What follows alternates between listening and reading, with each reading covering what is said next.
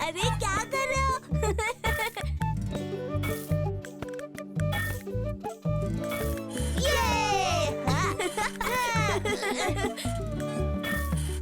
बस बस बच्चों रुको।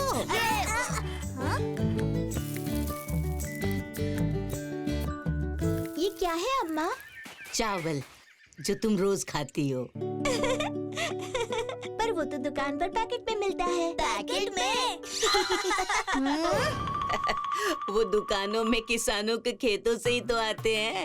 इसका मतलब किसान कितना इम्पोर्टेंट काम करता है अम्मा। तो फिर वो गरीब क्यों होते हैं? सब नहीं होते, कुछ कावेरी की तरह अपनी बुद्धि के बल पर अपनी गरीबी को दूर करते हैं। कावेरी कौन अम्मा? चलो मेरा काम भी हो गया, अब मैं तुम्हें उसकी कहानी सुनाती हूँ। कहानी? It's story time with सुधा अम्मा।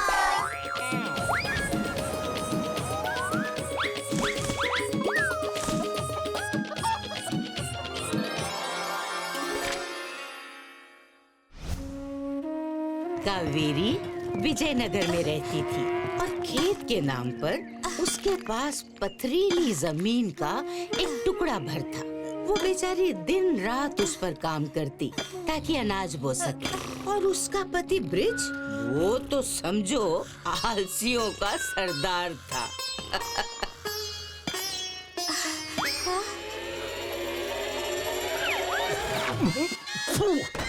सोते हुए कौन खिलाता है? आराम से। सपने में घोड़ा गाड़ी चला ली हो तो अब खेतों में थोड़ी कुदाल भी चला लो। चला दूंगा आराम से। कावेरी को किस्मत से आम तो मिला, लेकिन मेहनत का मीठा फल अब तक नहीं मिला था। एक दिन हमेशा की तरह जब कावेरी अपने खेत में काम कर रही थी, तभी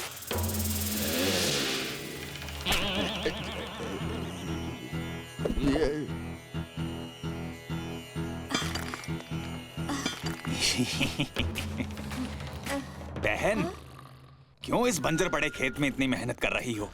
बेच दो इसे। चलो मैं ही 1000 सिक्के दे देता हूँ इसके। कम है? चलो 1500 ले लेना। दाल में जरूर कुछ काला है, वरना बंजर खेत कौन खरीदता है? कावेरी का शक बिल्कुल सही था। चंपक एक चोर था जो कावेरी के खेत से मंदिर तक सुरंग खोदकर आभूषण चुराना चाहता था। कावेरी को एक योजना सूझी। वो बोली, भैया ये खेत तो हमारे दादा परदादा की खानदानी निशानी है। राज की बात है, अब उनकी सारी दौलत इसी के नीचे गड़ी है। हाँ, मेरे पति को उसका नक्शा भी मिल गया है। देखो, इसीलिए तो चैन की नींद सो रहे हैं वो। यानी तुम खेत अनाज के लिए नहीं, पुरखों की दौलत के लिए खोद रही हो। दौलत क्या, खजाना कहो भैया। लेकिन ये राज की बात किसी को नहीं बताऊंगा बहन। मैं तो सिर्फ मंदिर के गहने चुराने आया था। यहाँ तो खजाने का पूरा पता दे दिया मेरी भोली बहन ने।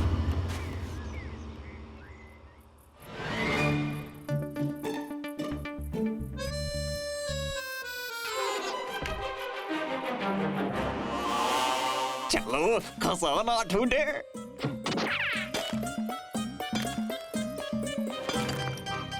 हाँ, यहाँ नहीं, यहाँ भी नहीं।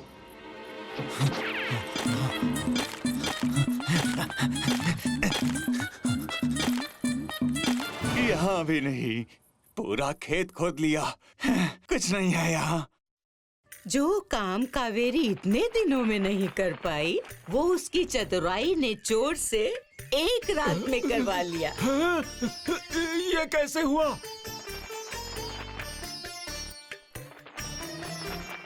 कुछ दिनों बाद बंजर खेत में फसल लहलहा उठी। पहली फसल के मुनाफे से कावेरी ने अपने लिए साड़ी ली, फिर झुमके आए और ब्रिज के लिए मुलायम बिस्तर।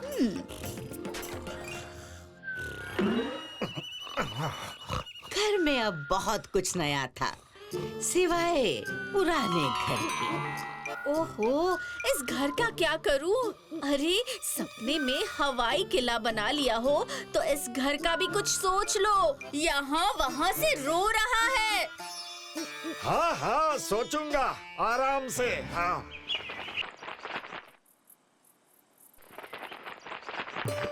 दिन, हफ्ते और महीने गुजरे। चंपक फिर विजयनगर आया और कावेरी को नई साड़ी और जेवरों के साथ देखते ही उसने अंदाजा लगा लिया कि खेत में गड़ा हुआ धन कावेरी को मिल गया है। बस फिर क्या था? कौन हो तुम? राहगीर हूँ भाई, रात गुजारने के लिए जगह चाहिए, सुबह होते ही चला जाऊंगा। बहरूपिया रूप बदल कर आया था, लेकिन कावेरी की नजरों से बच नहीं पाया। वो अंगूठी देखते ही उसे पहचान गई। आप इधर आइए, थोड़ा रुकिए भैया। आराम से। चोर शातिर था तो कावेरी भी चतुर थी। सुनो, आज रात को मौसी के यहाँ चलना है ना? भूल गए? वो घर में अकेली है। हाँ हाँ समझ गई। तुम्हें अपने धन और जेवर की चिंता है ना, तो फिक्र मत करो। मैंने वो घर की दीवारों में ऐसे छुपाई है कि मेरे अलावा किसी को नहीं मिलेंगी। चलो चलो चलो, अब देर नहीं करनी चाहिए।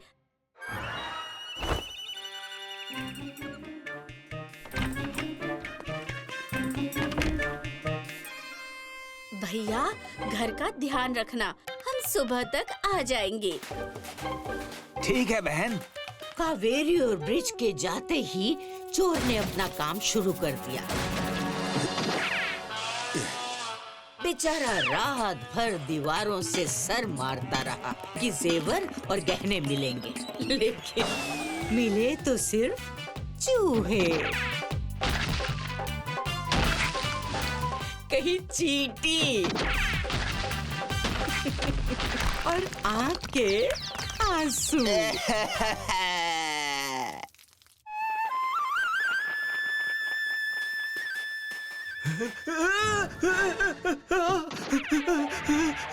मेरा घर, मेरा प्यारा घर तोड़ दिया। अब कहाँ आराम करूंगा आराम से? हाँ? ये घर तो कमजोर ही था। मिट्टी की क्या? छपाई कितने दिन चलेगी? नया बनाने के लिए ये गिराना तो पड़ता ही ना। अच्छा? और गिराने के सिक्के भी लगते। तुम्हें तो खुश होना चाहिए, चोर बिना दाम के हमारा काम कर गया। और इस तरह कावेरी ने इस बार भी चोर को चकमा देकर अपना काम करवा लिया। कावेरी का नया घर बन गया। चोर भी कावेरी से बदला लेने के इरादे से वापस लौटा, पर इस बार एक अलग भेष में। चूड़ी ले लो, कांच की ले लो, लाख की ले लो चूड़ी ले लो। अंगूठी, ये तो वही भैया है। इनसे हमेशा के लिए पीछा छुड़ाना पड़ेगा। बहन, चूड़ी देखती ही रहोगी या लोगी भी? अब लेना तो मुझे बहुत कुछ है। रुको, मैं अभी 1 मिनट में सिक्के लेकर आती हूँ। इस बार इसकी बातों में नहीं आऊंगा, मैं खुद देखूंगा।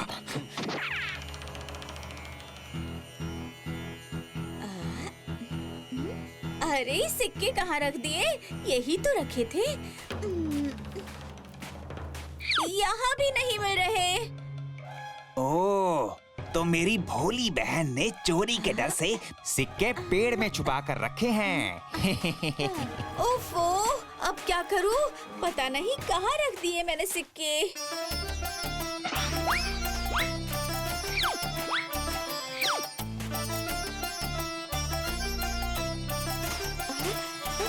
भैया, पता नहीं सिक्के रखकर मैं कहाँ भूल गई। अगली बार आओगे तो जरूर चूड़ी लूंगी। अगली बार क्यों बहन? लो, तुम तो मुफ्त में पूरी दुकान रख लो। कावेरी, चूड़ियों की पूरी दुकान देकर कहाँ गया वो?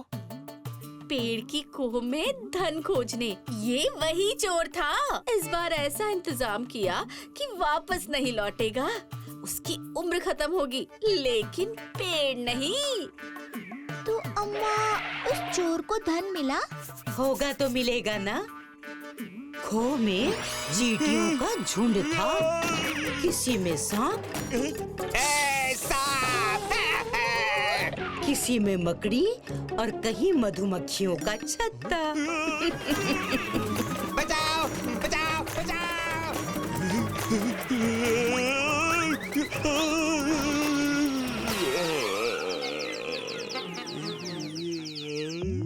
अम्मा, वो चोर अभी भी धन ढूंढ रहा होगा। क्या पता। कहीं वो चोर ढूंढे तो यहाँ धन नहीं आया।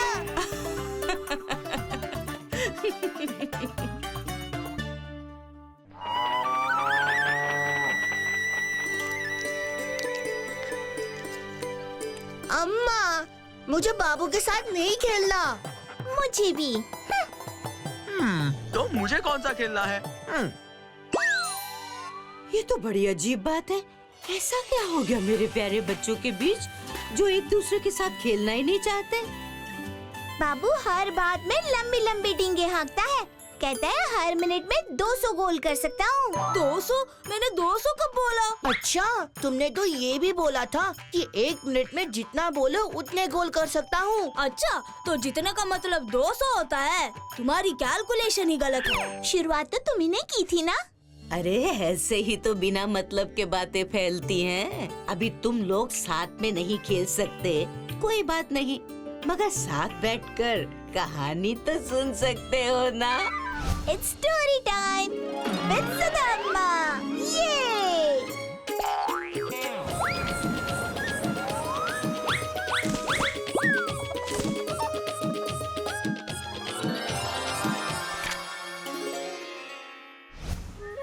विजयनगर में एक औरत रहा करती थी, संतोषी बुआ, जो बहुत ही बातूनी थी। उसे बातें करना बहुत ही पसंद था। वैसे तो पड़ोस में सुई भी गिर जाए मुझे कोई मतलब नहीं है। आजकल सुरेश के घर हर रोज मेवा मलाई चल रही है, पर मुझे क्या।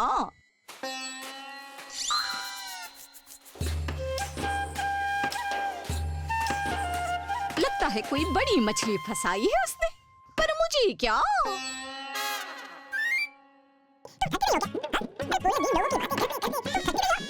पूरे गांव में यहाँ क्या वहाँ क्या सबकी खबर रखती है और फिर बोलेगी मुझे क्या। कल वापस आना। हाँ, आगे का कल बताऊंगी।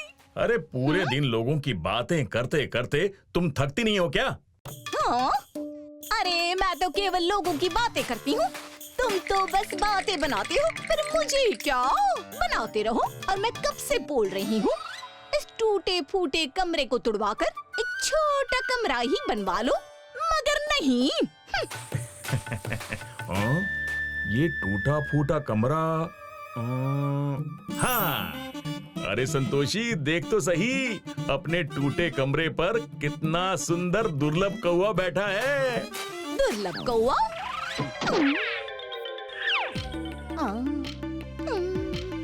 ये कैसा दुर्लभ कौवा है जिसके दर्शन ही दुर्लभ है? ये खबर तो बढ़िया है, मगर मुझे क्या। हाँ हाँ बिल्कुल, ये तो बहुत ही दुर्लभ है।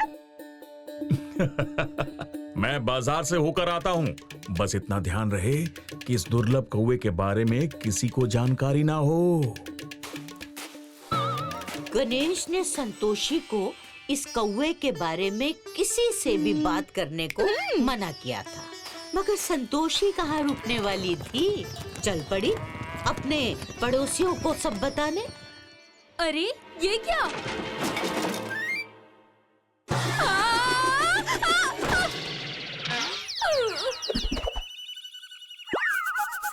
संतोषी तुम? अरे ऐसे कौन आता है? अरे आते जाते छोड़ बहना। आज सुबह बहुत ही दुर्लभ कौवा मेरे घर के बाहर पेड़ पर बैठा था। हाँ दुर्लभ कौवा, पर मुझे क्या, मैं तो देखते ही भागी भागी तुम्हारे पास आ गई। ऐसा क्या दुर्लभ था उसमें? अरे सफेद कौवा था। सफेद कौवा? इतना बड़ा कि भैंस जैसा बड़ा। भैंस जैसा? इतनी लंबी सींग, इतनी लंबी पूंछ। हाँ?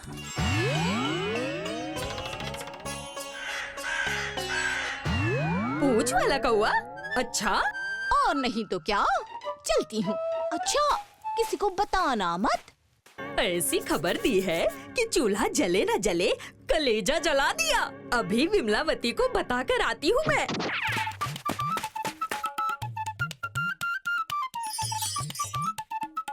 अरे तुम यहाँ चूड़ियों को चमकाने में लगी हो और वहाँ संतोषी की चमक से सबकी आंखें चौधियाने वाली हैं। क्या कहा? अरे उसके घर के छत पर एक सफेद कौवा बैठा था। सफेद कौवा, बड़ा सा। ये बात बस मैं तुम्हें बता रही हूँ, किसी को बताना मत। हाँ? यानी कि मेरी दादी ठीक ही कहा करती थी, जहाँ कोई सफेद कौवा दिखाई दे वहाँ अवश्य ही खजाना छुपा होता है।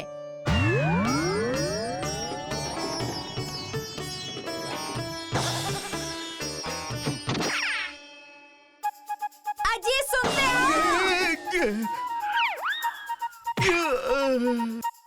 हाँ? जब भी कुछ लिखने वाला होता हूँ तुम सत्यानाश करने आ जाती हो। हाँ, सत्यानाश तो हम सबका होने वाला है।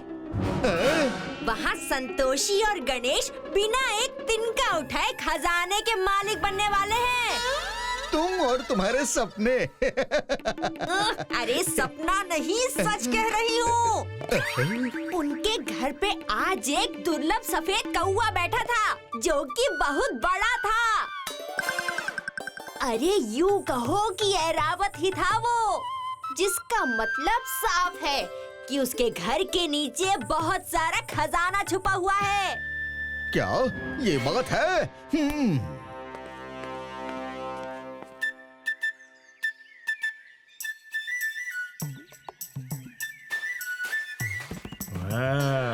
अब बात पहुंची है सही आदमी के पास। अरे कमलेश, आज इस तरफ कैसे? अरे मैंने सुना है कि एक अजीब सा पक्षी तुम्हारी बाहरी हिस्से के छत पे बैठा था। हाँ? तुम्हें कैसे पता चला? ये बात किसी को बताना मत, खासकर राजमहल तक ये बात बिल्कुल नहीं पहुंचनी चाहिए। तुम निश्चिंत रहो गणेश, मैं किसी को नहीं बताऊंगा। बताओगे? कमलेश, जिसे संतोषी और गणेश फूटी आंख नहीं भाते थे, ईर्ष्या के मारे ये बात जहाँ गणेश ने ले जाने को मना किया था वहीं पहुँची। अद्भुत! राज्य की हर संपत्ति पे प्रथम अधिकार राजा का होता है। महाराज को सूचित करने से पहले सीधा उन्हें खजाना निकाल के ही देता हूँ। अति उत्तम। सेनापति जी, आप यहाँ? सब कुशल तो है ना? अभी तक तो तुम भी कुशल से हो और हम भी। अगर तुम्हारे कमरे से खजाना मिला तो खजाना छुपाने के जुर्म में सबकी कुशलता खतरे में आ सकती है।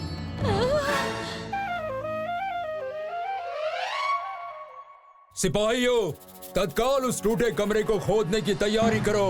क्या? आखिर वहाँ खुदाई शुरू हो गई। पूरा गांव खजाने के इंतजार में वहाँ खड़ा रहा।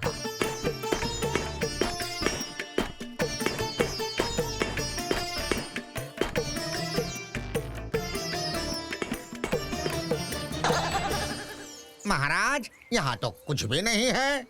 क्या? कमलेश, तुम्हें खजाने की खबर दी किसने? विमलावती ने। मेरी दादी कहा करती थी, जिस छत पे सफेद कौवा बैठता है वहाँ कोई खजाना छुपा होता है। ये कहानी तो मैंने भी सुनी है। किसने देखा सफेद कौवा? सत्यभामा ने।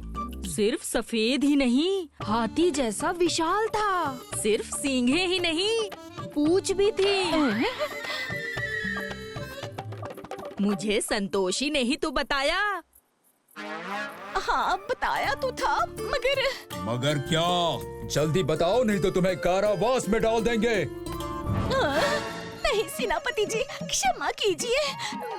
मैं तो बस मुझे क्या पता था कि ये आपको बताते बताते खजाने का पता बन जाएगा। मुझे क्या? आज से इसका ध्यान रखना, नहीं तो तुम्हारे घर का पता कारावास होगा। चलो यहाँ से। चलो, कुछ नहीं था यहाँ।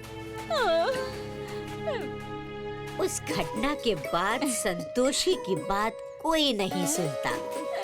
अब तुम्हें लगेगा कि घर टूटने से गणेश खुश क्यों हो रहा है, क्योंकि संतोषी के बड़बोलेपन का फायदा उठाते हुए उसने अद्भुत कौवे की झूठी बात संतोषी से की, जिसके कारण बिना किसी मेहनत के ही उसने अपने टूटे हुए घर को तुड़वाकर अपना एक बड़ा सा बगीचा बनवा लिया। समझ गया अम्मा। अब मैं जो भी बोलूँगा सोच समझ के बोलूँगा। अरे तुम तो कहानी भी समझ गए और उसका सार भी। अब मैं चली केले के सूखे पत्तों को कटवाने। बाबू, तुम तो कह रहे थे कि जितने चाहे उतने गोल मार सकते हो। बिल्कुल मार सकता हूँ। बताओ बताओ कितने गोल करने हैं? उन सूखे पत्तों को गिराओ तो माने। हाँ हाँ, अभी लो।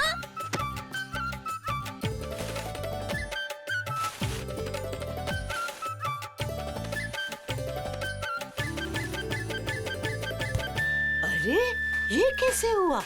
घंटों का काम मिनटों में कैसे हो गया?